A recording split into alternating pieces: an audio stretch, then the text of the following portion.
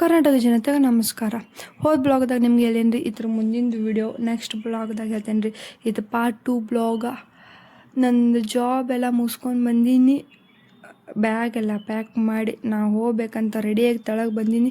ಅಟ್ರೊಳಗೆ ನನ್ನ ಬೆನ್ನು ಹತ್ತಿ ನಮ್ಮ ತಮ್ಮ ಭೀ ಬಂದಿದ್ದ.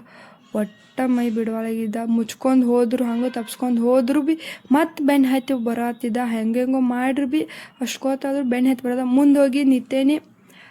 ನಿಂತ್ಕೊಳ್ಳಿ ಏನು ಮಾಡ್ತಾನೆ, ಮುಂದೆ ಬಂದು ಡ್ರೆಸ್ ಜಗತ್ತಾನ, ಹೋಗ್ಬೇಡ ಅಂತ. ಮತ್ತು ಹೆಂಗೆಂಗೋ ಮಾಡಿ ತಪ್ಸ್ಕೊಂಡು ಹೋಗಿನ್ರಿ. ಬಸ್ ಸ್ಟ್ಯಾಂಡ್ ಹೋಗೋ ತಕ ಅಂದ್ರೆ ಲೇಟ್ ಆಗಿತ್ತು ರೀ. ಬಸ್ ಎಲ್ಲ ರಶ್ ಆಗಿತ್ತು.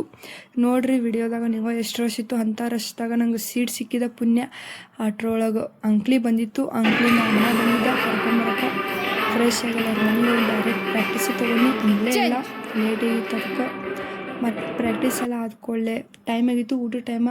ಅವ್ರ ಮನ್ಯಾಗ ಭಾಳ ಊಟ ಮಾಡಂದು ಬೆನ್ನು ಹತ್ತತ್ತಿರು. ಅದಕ್ಕೆ ಅವ್ರ ಮನ್ಯಾಗ ಒಂದು ಸ್ವಲ್ಪ ಅನ್ನ ಎಲ್ಲ ತಿಂದು ಆದ್ಕೊಳ್ಳೆ ಅನ್ನ ಮತ್ತು ನಮ್ಮ ಮನೆಗೆ ಮೋಸಿ ಮನೆಗೆ ಬಿಡಾಕೆ ಬಂದಿದ್ರು. ಬಿಡುವಾಗ ಮತ್ತು ಏನರೇ ಅಲ್ಲಿ ಬಿಸಿಲು ಭಾಳ ಇತ್ತು, ಅದಕ್ಕೆ ಏನರೇ ಕೋಡ್ ತಿನ್ನೋಣಂತಂದ ಫಾಲೂದ ತಿನ್ನಿಸಿದ. ಫಾಲೂದ ತಿಂದಾದ್ಕೊಳ್ಳೆ ಮತ್ತು ಅಣ್ಣ 5:15 ಕರ್ಯಾಕೆ ಬಂದ. ಬರೋಬ್ಬರ 5:15 ಬಂದ. 5:15 ಕರ್ಕೊಂಡು ಹೋಗುವಾಗ ಮತ್ತು ರೋಡ್ ಮೇಲೆ ಸ್ನ್ಯಾಕ್ಸ್ ಏನ್ರಿ ತಿನ್ನೋನು ಅಂತ ಬೆನ್ನು ಹತ್ತಿಸಿ ಬ್ಯಾಡ ಅಂದ್ರು ತಿನ್ನಂತ ಜಬರ್ದಸ್ತಿಲೆ ಮಾಡಾನ.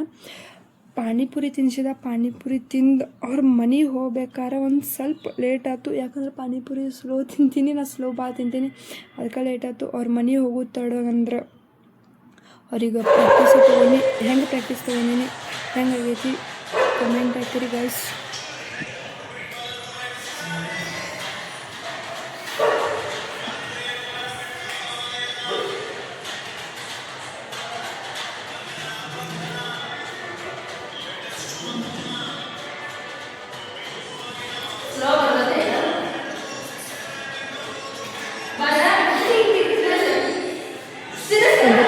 ಪ್ರಾಕ್ಟೀಸ್ ತೊಗೊಂಡು ಅದೆಲ್ಲ ಪ್ರಾಕ್ಟೀಸ್ ಆಯಿತು. ಯಾಕಂದ್ರೆ ಅವ್ರು ನಾಳೆ ಮ್ಯಾರೇಜ್ ಇತ್ತು, ಅದಕ್ಕೆ ಇವತ್ತು ಲಾಸ್ಟ್ ಇತ್ತು. ಪ್ರಾಕ್ಟೀಸ್ ಎಲ್ಲ ತೊಗೊಂಡು ಅಣ್ಣ ನನ್ನ ಮತ್ತೆ ಬಿಡಾಕೆ ಬಂದಿದ್ದ.